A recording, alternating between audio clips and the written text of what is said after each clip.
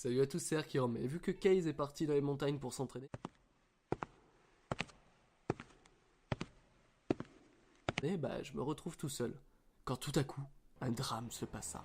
Des populations déchirées, une terre ravagée. Tout ça à cause de...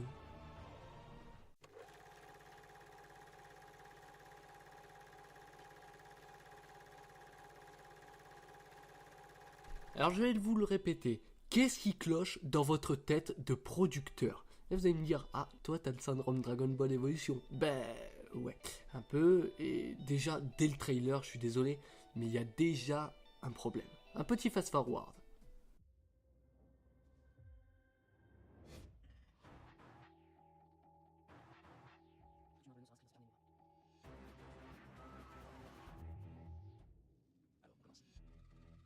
Ouah, c'était intense. Hein. Bon, il y a déjà un truc qui cloche, et non, ce n'est pas que elle est noire, on s'en bat les couilles à un niveau interstellaire. Non, le vrai truc, c'est que Ryuk est beaucoup trop stylé pour apparaître trop de fois dans le film. Là, tu vas me dire, pourquoi t'as peur de ça? Bah, Suicide Squad, pareil, casting excellent, acteur bon, mais deux putains de petites scènes. Et là, dans Death Note, William Dafoe, tu peux le remplacer totalement par une image JPEG, car il ne sert à rien à part donner le Death Note à Light. Pardon? Alors, ou Ryuk est encore stagiaire, ou il est complètement con, mais un des deux. Hein. Dès qu'on est un dieu de la mort, on n'interagit pas avec des simples humains. Laisse-le se débrouiller un peu tout seul, le pauvre gosse. Après tout, il est censé être intelligent, hein. Censé le bon terme, je crois. Bon, revenons au début du film, ça commence par du football américain.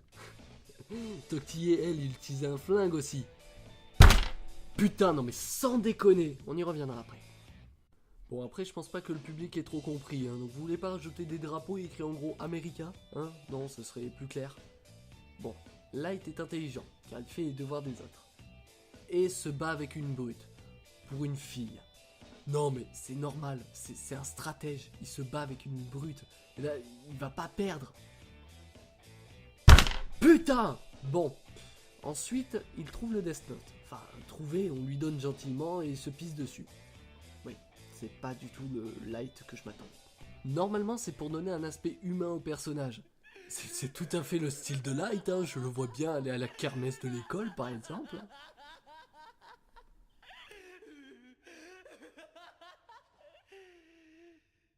Bon, après, il tue plein de gens. Je vous ai dit, un parfait gentleman. Il dit à Mia le secret du Death Note. Attends, quoi? Quoi? Et là, imagine, genre, Mia, c'est une psychopathe et elle manipule Light. Putain, alors Light, je sais que les hormones, ça te pousse à faire des trucs insensés.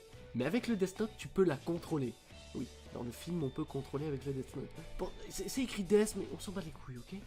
Donc, tu en profites ou... Bon, passons à elle, ils ont pas pu louper elle quand même.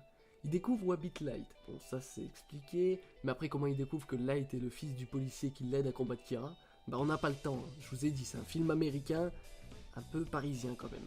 Après, comment elle sait qu'il faut le nom, le visage et le prénom? Oui, le prénom, hein, parce que si t'écris juste le nom, ça marche pas, n'est-ce pas Light? Ça ne marche pas, hein, le film. Après, vous allez me dire, ouais, mais elle fait une conférence de presse. Oui, je l'imagine parfaitement faire une conférence de presse. Après, comment il fait pour en déduire quand même qu'il faut le nom, le prénom et le visage? Alors qu'il a aussi caché sa taille, son poids, enfin il aurait pu tirer des conclusions autres. Donc pourquoi le mec il trouve ça et script? Ouais, à mon avis c'est ça. Bon après il y a une partie de détective, mais attention mettez bien les guillemets sur détective. C'est digne d'un enfant de 8 ans, alors que elle et Light sont censés être des génies. Et là on arrive au plan le plus gênant de tout le film. Elle et Kira se rencontrent. Tu te dis que ça va être un combat mental, que ça va les opposer, ils vont faire peut-être une partie d'échecs pour représenter cet événement mental. Et elle Light dit clairement, imaginons que je sois Kira et que je tue des personnes grâce à un bouquin magique. Réellement? Sérieusement? Elle t'attend quoi pour arrêter? T'as une preuve là? À moins que tu connaisses pas comment enregistrer la voix d'une personne. Hein. Bon, on passe la scène où elle poursuit Kira avec une voiture et un flingue, tout en faisant du parcours bien sûr, car la cicatrice est encore profonde. On se passe alors à la fin du film. Mia essaye d'obtenir le Death Note, de façon stupide. car elle avait juste à écrire Light Yagami donne le Death Note à Mia et meurt. Bam, fin de l'histoire, Mia, reine des salopes, point, barre. Mais non, Light s'en sort, elle trouve une page du Death Note et s'apprête à écrire dedans. Et c'est fini. Enfin bon, la dernière scène dit en gros, on va en faire un deuxième. Ouais, j'ai réagi pareil. Bon, le plus gros problème du film, c'était de faire d'un animé mature un film d'adolescent américain. Car d'après les Amerlocs, dès que c'est un animé, bah forcément que c'est pour enfants.